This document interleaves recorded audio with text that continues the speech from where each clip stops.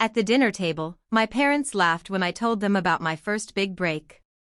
"You'll never make us proud," my mother said with a smirk, her eyes glinting with disbelief. I held my fork tightly, pretending not to feel the sting, but inside, my heart raced. The walls of our small dining room seemed to shrink around me as their words echoed in my mind. But tonight, as the city lights reflected on the skyscrapers bearing my name, silence filled the room, and for once, it wasn't me who was speechless.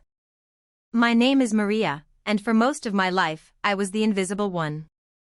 Growing up in a modest apartment in the heart of the city, I often felt like an extra in the story of my own life.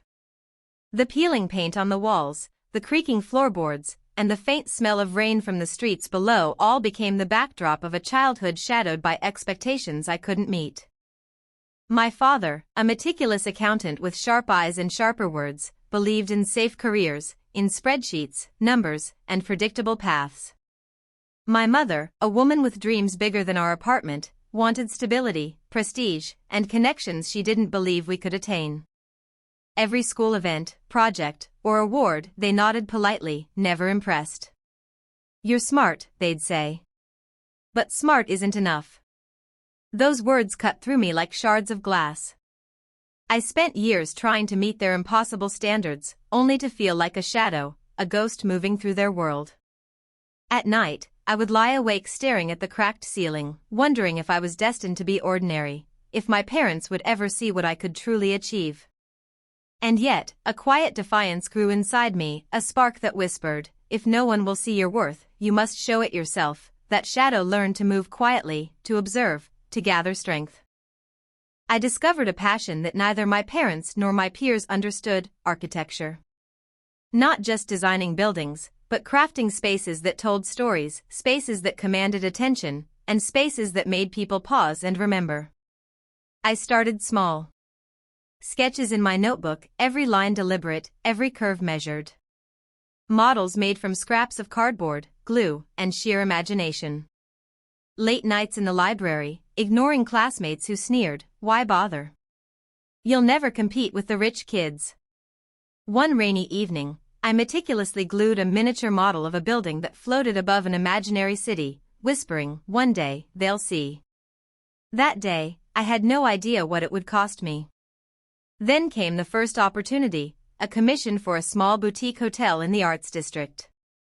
I poured every ounce of creativity, every sleepless night, and every whispered doubt into the project. When the doors opened, the reviews praised not just the design, but the vision behind it. The story, the emotion, the detail that made every visitor feel something extraordinary. Yet, my parents remained skeptical. "You're lucky," my father said dismissively. "Don't get carried away." Their doubt ignited a fire within me. If they wouldn't believe in me, the world would. I spent years building my brand quietly. Each project bigger, bolder, more daring than the last. Private villas that seemed to float above gardens. Public spaces that invited people to dream. My name started appearing in magazines, blogs, and city guides. Still, I kept it subtle at home, fearing judgment, longing for approval that never came. Then, the opportunity of a lifetime arrived, a landmark tower in the heart of the city. The project demanded creativity, precision, courage, and unwavering belief. Months of relentless work followed, sketching, scaling, modeling, revising, balancing meetings, budgets, and deadlines. Sleepless nights blurred into mornings, coffee became a companion, and exhaustion a teacher. Finally, the tower was unveiled. A masterpiece of glass, steel, and art, reflecting sunlight that made the city bow to it.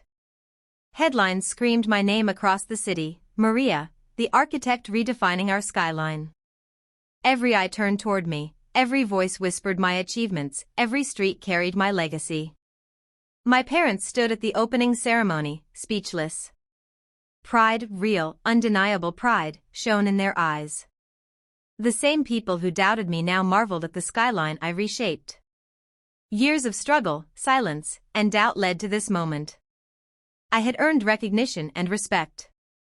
The city knew my last name, my vision, my story, and my parents finally understood: greatness cannot be dictated, it must be created.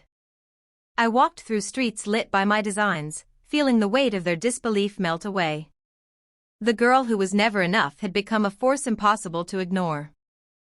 Every reflection in glass panels and towering structures reminded me of the journey, the struggle, the quiet nights spent believing in a dream no one else could see. I expanded my brand, opening offices across the city, hiring young architects who, like me, had been overlooked. Mentorship became my passion, nurturing talent that the world had dismissed. Every lecture, every site visit, every project felt like rewriting history with a pen I had forged myself. In interviews, I shared not just my buildings, but the stories behind them. I spoke of late nights with nothing but sketches and hope, of the parents who doubted, of classmates who laughed, and of the city that now celebrated my name.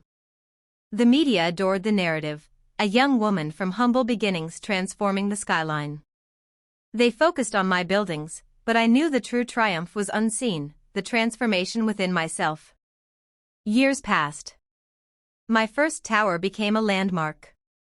Cafes, galleries, parks, and cultural hubs bore my imprint. The city breathed my vision. Visitors took photos, residents marveled, critics applauded. And through it all, my parents finally saw it. The pride they never voiced in my youth now radiated, unspoken but unmistakable. One afternoon, my mother handed me an old notebook, the first sketches I had made as a child. "I didn't understand then," she said softly. "But I do now." Tears glistened in her eyes. My father nodded beside her, a rare smile tugging at his lips. That evening, I stood atop my tower, gazing at the city. The skyline shimmered with golden light, every building a testament to struggle, vision, and perseverance. My journey from doubt to recognition had sculpted more than structures, it had sculpted my identity. The girl who was invisible had become indispensable. The daughter who was doubted had become an architect whose name every city dweller knew. And in that knowledge, I found serenity, strength, and a joy that no disbelief could ever take away. Now, when people whisper my last name with awe, I smile. Because the girl who was mocked, the one who was never enough, has become a force the city cannot ignore. The streets, the buildings, the very skyline tell a story of triumph, persistence, and belief. And as night falls, city lights reflecting on the glass of my creations, I remember the journey, the struggles, the silent victories, and I whisper to myself, greatness is not given, it is built brick by brick, dream by dream, name by name.